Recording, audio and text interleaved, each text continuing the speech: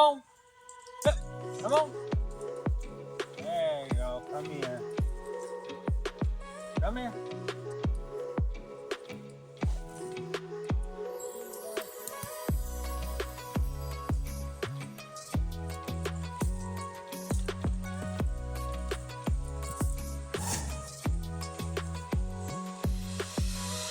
Hi everybody, and welcome to the Blessed Ranch.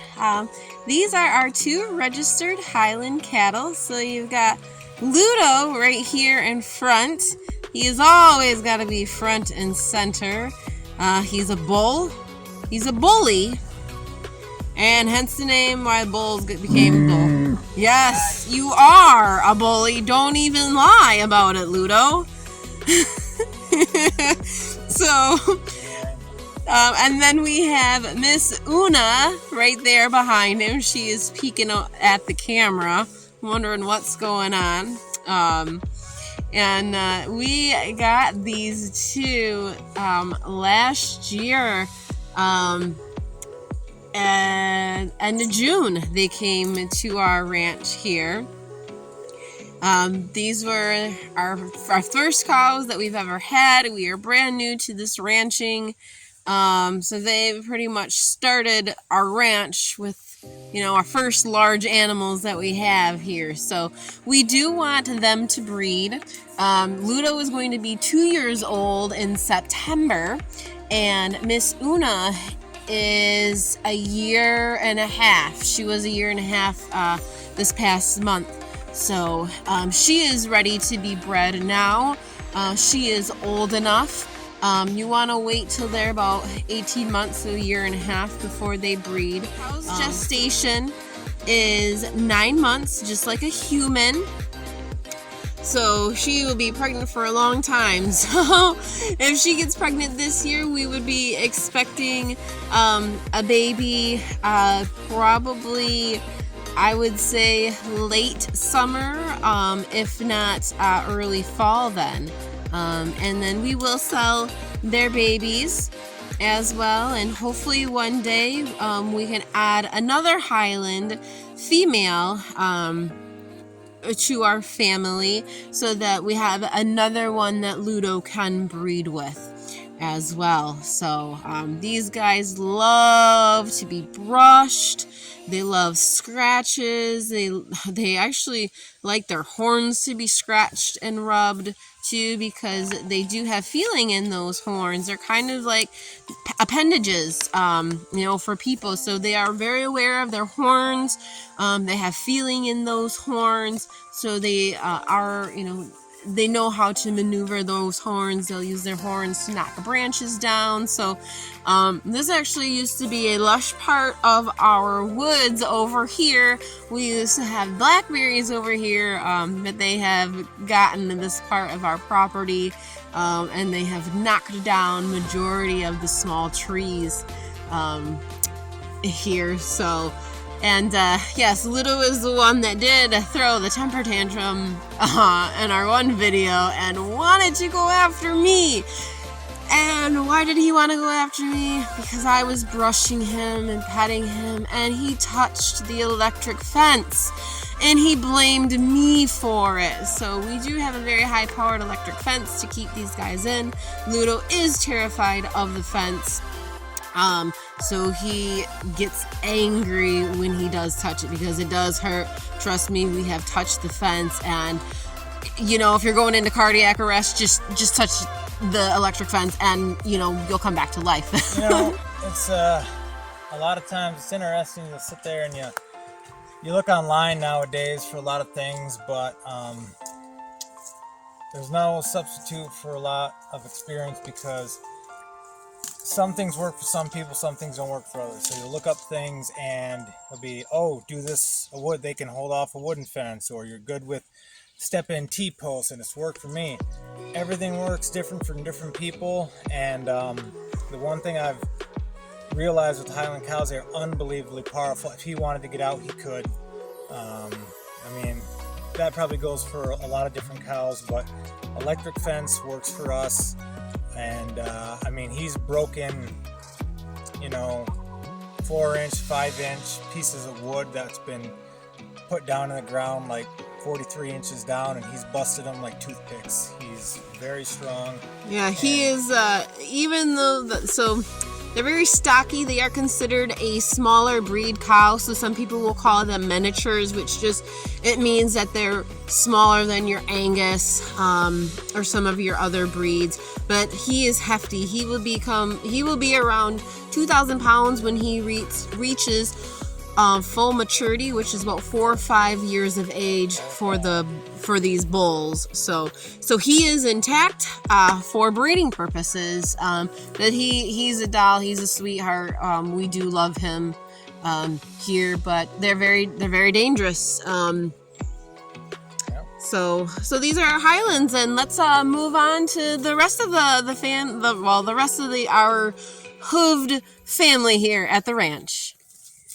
And these are the goats. So we have little Miss Scarlett, the black one there.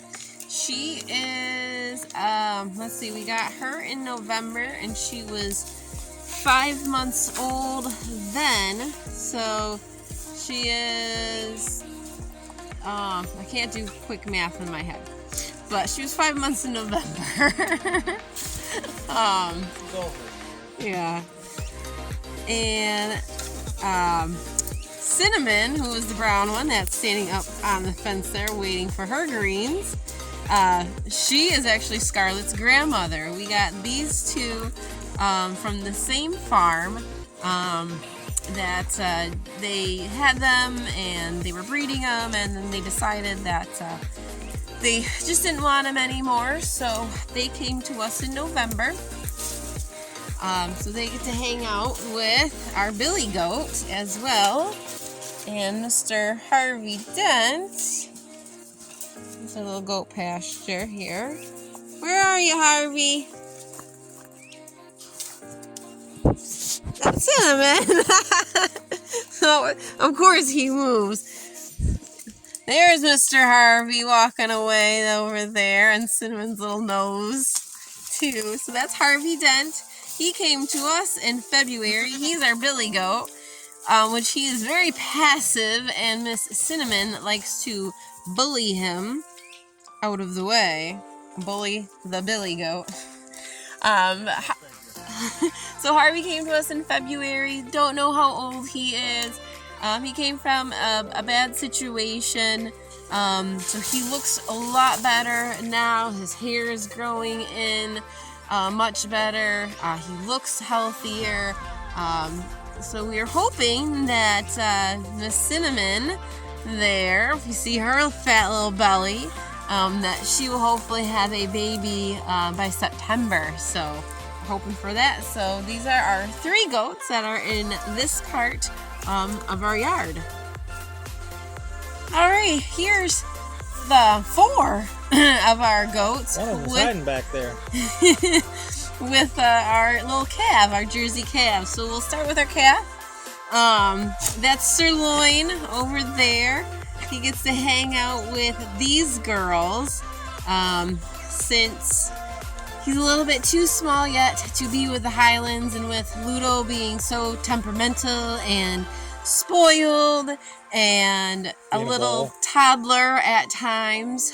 He does not like change. Sirloin's gonna hang out and live with the goat. So I think he thinks he's a goat at times because he does eat brush. He loves leaves. He loves to eat the bark. He loves hay, of course, and then along with the grass when he gets to come out and graze, because we are halter training him and going to learn how to ride him when he's over 2. So just kind of he was going to be beef, hence the name Sirloin Earl of Brisket, but that is no longer going to be the case. So he'll be a riding cow. Yes. My riding cow, that is. So we're putting some, getting used to weight on his back. We do have to wait until he's over 2 because of the growth plates. If you ride them too young, with the growth plates still open, they can have some back issues or problems when they are older. So those great growth plates will close up by the time he's 2 years old. And he's going to be a little bit of a smaller cow because he is a Jersey and he is a steer. So that means he is neutered as well. And may I make a point that yes, I do realize that my fencing needs to change considering that Roselle has lost her head and is fully buried in that now. So that will be getting changed. Goats are extremely, by the way, problematic in the sense that they destroy many things. They test your building abilities and what you think is secure and not going to be broken, they will test and more than likely break it. So yes, and these are bigger goats too. So Roselle, the white one that has her head in the hay feeder, she is our Nubian. She is our milking goat right now. She came to us last year, November, shortly after we got Scarlett and Cinnamon. So she's been, we've been very blessed to have milk from her and to still have milk from her. And she will be bred here eventually to keep up that milk production. So, and we drink her milk, and also I make an all-natural goat's milk lotion without any chemical preservatives in it. It is really good and healthy for your skin. And then we have Miss Bevmorda, the brown one that is to the right of Roselle. So Bevmorda came with Harvey, and we also have the other two girls in here came from them to us in February as well. So we're not quite exactly sure how old Miss Bevmorda is. And I don't know if you guys recognize the names Bevmorda and Roselle. From the movie Willow, which seems to be a theme on our ranch. I think there's names from Legend and Willow and I think I'm missing one, possibly Labyrinth. I'm not sure. Oh yes, Labyrinth. So. Yeah, Ludo. So and then we have, you can't really quite see them. Miss Sophia is right between Bevmorda and Sirloin, and he's got his head over her. You can see her little butt there though. But that's Sophia. And you can't see Emma at all. She is on the opposite side of Sirloin. I don't know if we can get them to come over here. Come on, there's little Emma. There she is. Right there. There's Miss Sophia. So Sophia is Emma's mama. I think Emma. Oh, I think Emma is almost a year old. So I think she's about 10 months old or so. They had an estimation of 4 or 5 months when we did get her. And then Sophia, our mama, she's the timid one there.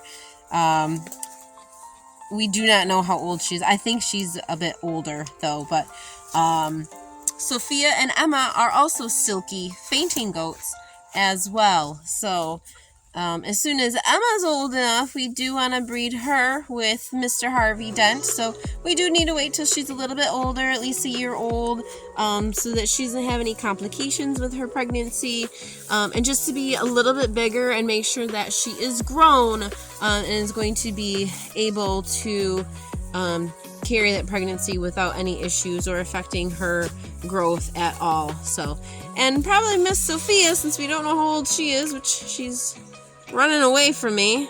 Don't let her. Don't be fooled if she is old, because she has gotten out and more than can outrun me. Yeah, she's very fast. Yeah. So you might be wondering with these silky fainting goats if we have ever seen them faint.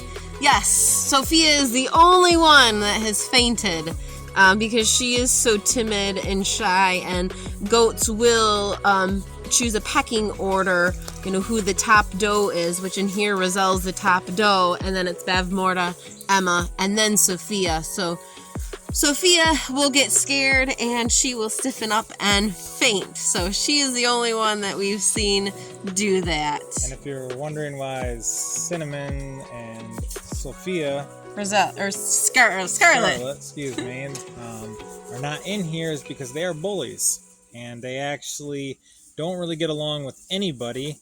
The only one they really won't mess with is the larger one, Roselle there, but they will bully them out of the barn, they will bully them out of their food, and not let them eat a single thing.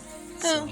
And we did have them when we were moving their pasture in here, and they were, Sirloin was watching them, and he thought that's how they played because he thinks he's a goat. So he started doing that to them, pushing them around, and then he started doing that to me, so we put a stop to that right away.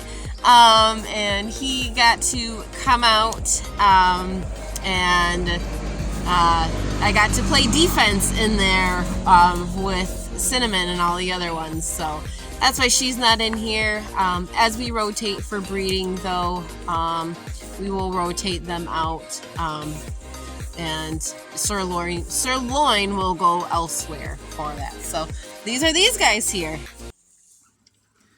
Matthew 6:25. This is why I tell you, don't worry about your life, what you will eat or what you will drink, or about your body, what you will wear. Isn't life more than food and the body more than clothing? Look at the birds of the sky. They don't sow or reap or gather into barns, yet your heavenly Father feeds them. Aren't you worth more than they? Can any of you add a single cubit to his height? By worrying. And why do you worry about clothes? Learn how the wildflowers of the field grow. They don't labor or spin or thread. Yet I tell you that not even Solomon in all his splendor was adorned like one of these. If that's how God clothes the grass of the field, which is here today and thrown into the furnace tomorrow, won't he do much more for you? You have little faith, so don't worry.